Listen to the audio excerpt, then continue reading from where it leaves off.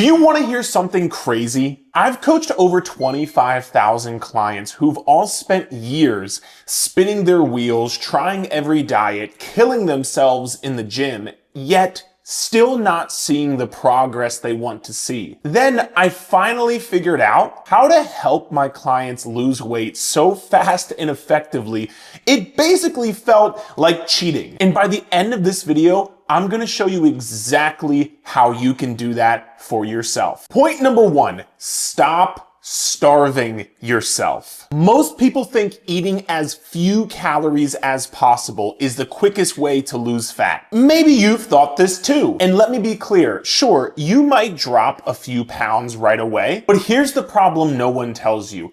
In the long run, your body doesn't reward you for starving yourself, it actually punishes you. When you cut your calories too low, your energy levels tank, your hunger goes through the roof, you have way more cravings for junk food and sugar, sweets, and your metabolism slows down quicker to try and protect itself. So most people, even if you do lose weight in the beginning, you end up binging, regaining the weight, slowing down your metabolism, and feeling even more frustrated than before, just spinning your wheels. So what actually works? Consistency, not extremes. Here's what to do instead. Start with a smaller calorie deficit, somewhere around a 300 to 500 calorie deficit per day. That's it. And by the way, if you need to know what your calorie deficit number should be, there'll be a link for a free calorie deficit calculator in the description below. Because even though you might not lose weight as quickly in the beginning, if you take two people who are trying to lose weight, person A is doing the starvation diet, person B is taking a more consistent, sustainable approach.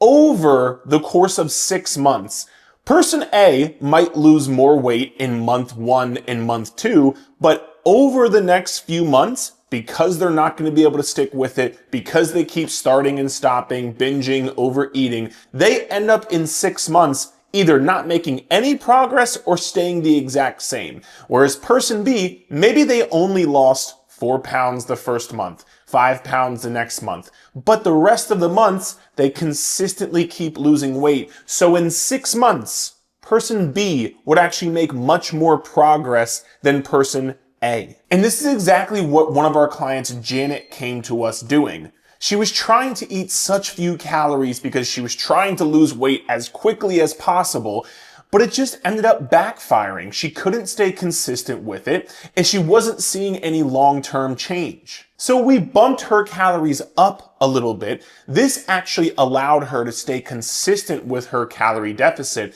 and now she lost a little over 16 pounds in those 8 weeks. That is more progress in 8 weeks than she made the previous 8 months. All because she stopped starving herself. And eating a bit more calories also means you can include some of your favorite foods and still be able to lose weight. When we talk about an adherence perspective and sticking with your diet, if you hate your diet less, you're going to stick with it more. That's some sort of scientific fact somewhere. You shouldn't be trying to eat as few calories as possible to lose weight as quickly as possible.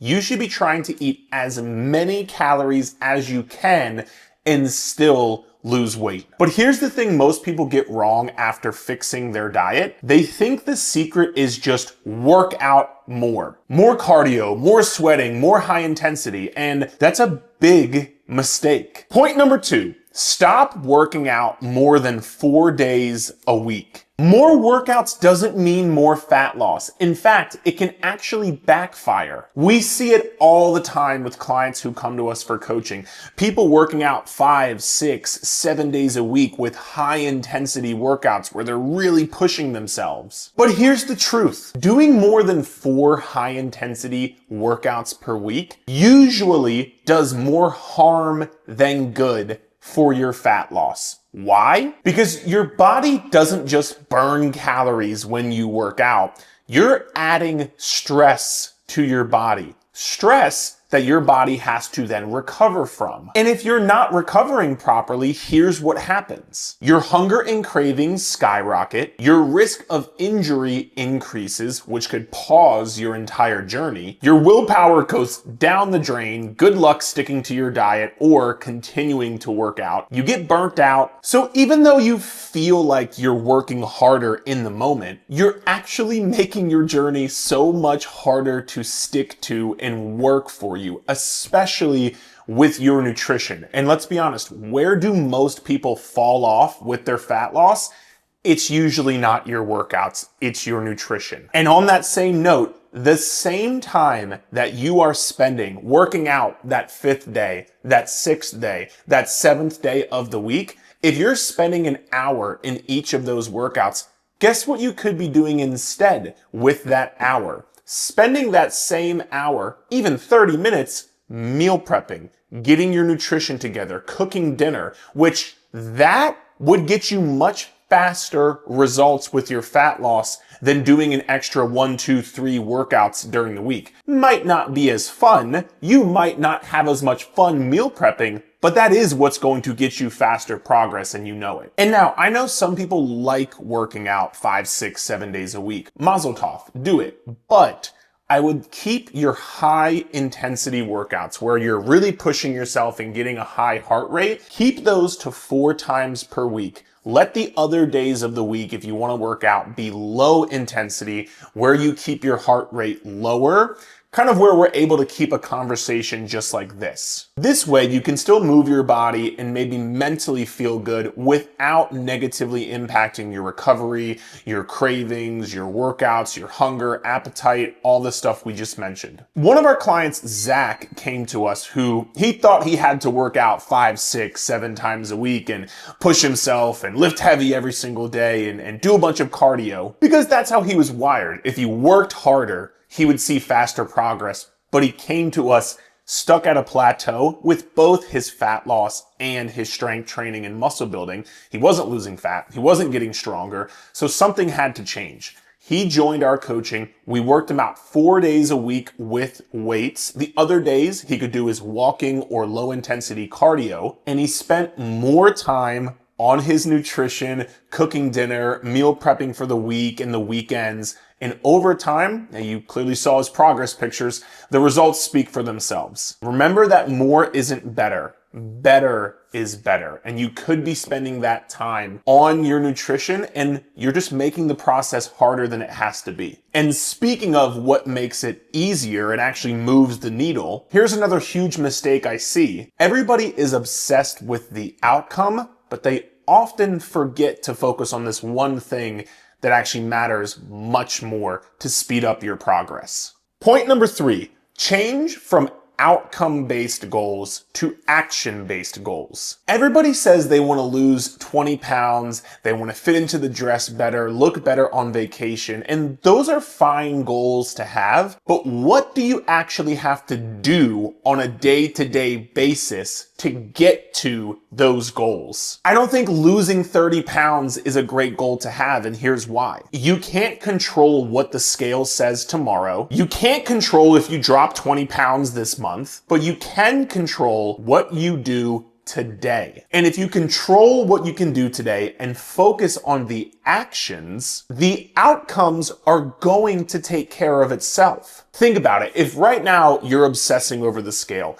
imagine a world where you don't obsess over the scale. I know, that sounds like Narnia, right? But instead of obsessing over the scale, think about if instead you put that focus to, I'm gonna hit my calories today. What do I have to do to meal prep? What do I have to eat for lunch? How can I make sure I do the action today? When am I gonna go get my steps and my walks? What time am I gonna get my workout in? What time am I gonna go to bed? If you focus on these actions, don't you think you'll hit your calorie deficit goal? And if you hit your calorie deficit goal consistently enough, don't you think you're going to end up losing the 20 pounds you want to lose? And here's the best part. When you focus on what you can control today, the actions you do today, you actually get to win every single day. So stick with me. If your main goal is to lose 20 pounds, you're not going to get a win until you lose the 20 pounds, which could take 2, 3, 4, 5, 6+ months, depending on the person and how consistent you are. So you're gonna wait 6 months to get a win? There's no way you're gonna stick with your journey that long. And that's why most people end up quitting and failing. Versus if you can check off boxes that you hit your calorie goal, you hit your steps, you did your workout, at the end of the day, you can look at that and say, damn, I did everything I was supposed to do today. You get a dopamine hit, you get a win. And when you start to stack those wins over the course of a week, number one, you feel great and you can see you're going in the right direction. And number two, you start to build a streak that you don't want to break. And so you start to build this positive momentum in the right direction by focusing on what you can do today. Versus if you focused on the scale, even if you were doing good and hitting your things all week, but one day the scale spiked up, because the scale spiking up is normal, that is going to happen on your fat loss journey, even when you're perfect, you might think, well, I failed. And then that causes you to spiral in the negative direction. You go off track, and that's where people never actually see any progress. You want to see progress faster? Stop focusing on outcome-based goals. Start focusing on your daily action-based goals. That's exactly what we did with one of our clients, Melissa, who has lost over 25 pounds with us. When she first started, she was so focused on losing a certain amount of weight, but we were able to move her away from that, dial in her calories, her water goal, her step goal, focus on today. And as you can see, once again, the results speak for themselves. And by the way, if you're interested in becoming a client of ours, there's going to be a link in the description of this video to check out our one-on-one personalized online coaching. And the final analogy I have is, if let's say you want to have a beautiful baby, you can't get a baby until you do, well, you know what you have to do to get a baby. The actions come before, no pun intended, the outcome. When you start stacking those daily wins, you start to see them add up and results come no matter what. But here's the thing with those daily wins, you don't even have to be perfect with them. And that's the next mistake people make. Point number 4, stop quitting when you aren't perfect. Here's where most people go wrong. You're trying to be perfect. You think you have to hit your calories perfectly. So when you don't, you say, fuck it, I already ruined my progress. I messed this up. I'm not going to make progress this week. I might as well full send it, eat whatever I want the rest of the week, and restart on Monday. Does that sound familiar? And then one day of being off track turns into 3 days of being off track, which is a 200% increase in the wrong direction of you being off track. Why would you want to increase the amount of time you are off track? Just get right back on track after. Because if you had 3 to 5 days throughout the month that you were off track, you would still be 80+% consistent with your plan. And I can assure you, all of the clients I've showed you thus far, none of them were perfect. They were just 80% plus consistent. But if you take those 3 to 5 days and you tack on 2 extra days to them because you think you fucked everything up or you might as well restart Monday, now that 3 to 5 days turns into 10 to 20 days that you're off track. And that's why you're not making progress. It's not the 3 to 5 days. It's the fact that you think you ruined it, so you kept it going. I want to tell you about one of our clients, Monique. When she was coaching with us, these pictures are 8 weeks apart. Unfortunately, she had a death in the family during this time. And Monique was somebody who struggled a lot with emotional eating, binge eating. And, she thought she might revert back to old ways during this emotional time, but she didn't. Yes, maybe a day or two, she didn't hit her calories and it wasn't perfect, but she still stuck with it and she just got right back on track after. And she was able to lose almost 17 pounds in 8 weeks through our coaching. And it's all because the days that she overate, she just got back on track and didn't let it spiral. So stop trying to be perfect. You will never lose weight as fast as you can when you're trying to be perfect. It's counterintuitive to what you think, but the moment you just let yourself be consistent, that's when fat loss speeds up faster than ever before. But here's the catch. Even when you start being consistent, sometimes that progress doesn't show up where you expect it to. Point number 5. understand how body recomp works. One of the biggest mistakes people make when they're trying to lose weight is only focusing on the scale and thinking that's the only measure of progress. Here's what you need to understand. If you're losing fat and building muscle at the same time, which is called body recomposition, the scale might not move as fast as you want, and here's the reason why. This is 1 pound of fat, and this is 1 pound of muscle. If you put these both on a scale, they both weigh 1 pound. The composition is different. As you can see, muscle is more dense than fat and hard than fat. Fat is squishy and it's bigger, but that doesn't mean they don't both weigh a pound. And so if you're losing a pound of fat, but gaining a pound of muscle, your body will look different. Your clothes will fit different. You will look better, but the scale will not change a ton. And that's why it's not the best indicator of progress. Now, to be clear, you're usually going to lose fat faster than you would be able to build muscle. But with that being said, it's still going to affect the scale. Let me tell you about one of my clients, Bremer. How much weight do you think he lost in between these two pictures? Because he looks completely different, as you can see. You want to know the craziest part? There is only a 3-pound difference in between these two pictures. And that's because Bremer did an incredible job of losing fat and building muscle at the same time. He was somebody who we would call skinny fat, where he didn't have a ton of weight to lose, but he wanted to change his body composition. And if he was only looking at the scale, you would think, wow, 3-pound difference, you must not be making progress, but we clearly see he made great progress. And from that day forward, he no longer lets the scale dictate if he's making progress or not.